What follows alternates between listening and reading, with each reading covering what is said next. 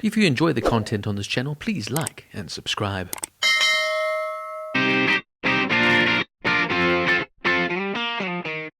Seven Days in Hell is a sports mockumentary directed by Jake Szymanski and written by Murray Miller. The film premiered on July 11, 2015 on HBO and July 8th on HBO Now. The film was inspired by the Isner Mahut Marathon men's single match at the 2010 Wimbledon Championships. Just a little bit of background on that match. The Isner Mahut match at the 2010 Wimbledon Championships is the longest tennis match in history. It was the first round of the men's singles match in which the American 23rd seed John Isner played against French qualifier Nicolas Mahut. The match began at 6:13 p.m. British Summer Time on Tuesday the 22nd of June 2010 on court 18 at Wimbledon. At 9:07 p.m. due to the fading daylight, play was suspended before the start of the fifth set. After resuming on Wednesday the 23rd of June at 2:05 p.m, the record for the longest match was broken at 5:45 p.m.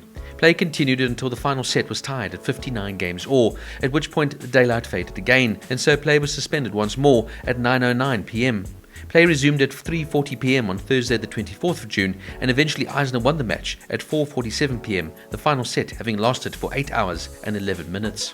In total, the match took 11 hours and 5 minutes of play over 3 days, with the final score of 6-4, 3-6, 6-7, 7-6, 70-68, for a total of 183 games. It remains by far the longest match in tennis history in terms of both duration and number of games. The final set alone was longer than the previous longest match. Both players broke numerous Wimbledon and tennis records, including each serving over 100 aces, with the match being referred to as the endless match. A rule change was instituted for the 2019 championships, introducing a tiebreak when the score in the fifth set, or third set for women's matches, reaches 12-12.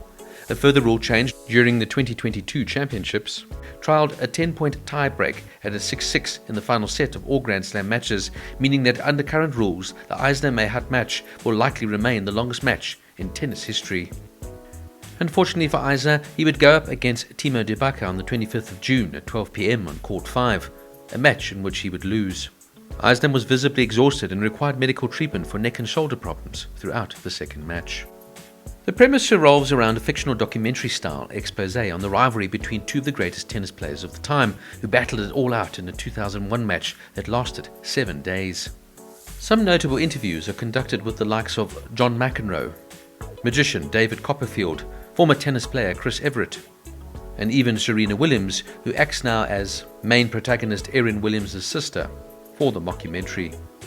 The main characters are played here by Andy Samberg as Erin Williams, Kit Harington as Charles Poole, Mary Steenburgen as Louisa Poole, Charles's mother, Karen Gilligan as Lily Ellsworth, Charles's supermodel ex-girlfriend, Michael Sheen as Caspian Wind, a British sports journalist and host of the sports talk show Good Sport, Howie Mandel as Prince Edward, the Duke of Kent, Fred Armisen as Edward Pudding, a former president of the All England Club, and the film is narrated by John Hamm.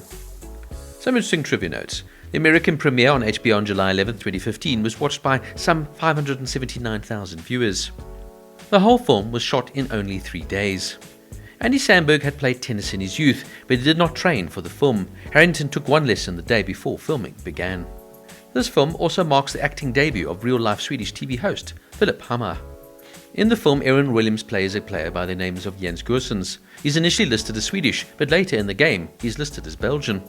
In a flash of the Times front page coverage of the upcoming 2001 Wimbledon tournament, the main article states, in 2009, Wimbledon Centre Court was fitted with a retractable roof, yet the story is set in 2001.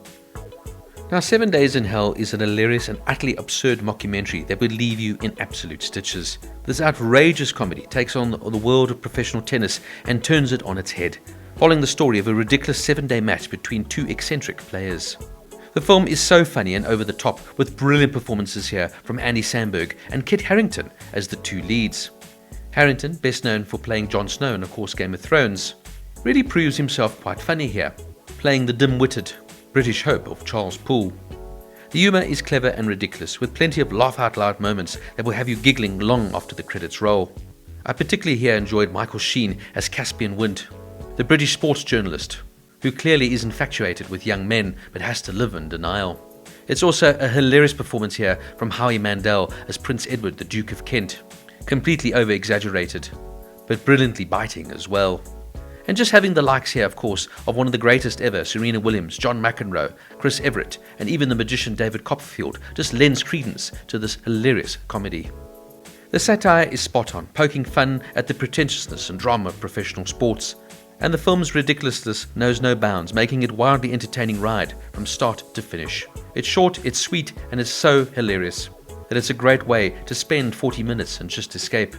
Ironically, even though this film was actually made before Tour de Pharmacy, I saw Tour de Pharmacy first, and still probably prefer that over this one, albeit that this is absolutely brilliantly done as well, and of course was the precursor and original to Tour de Pharmacy.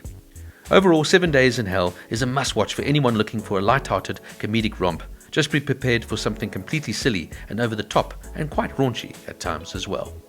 7 Days in Hell gets a 9 out of 10.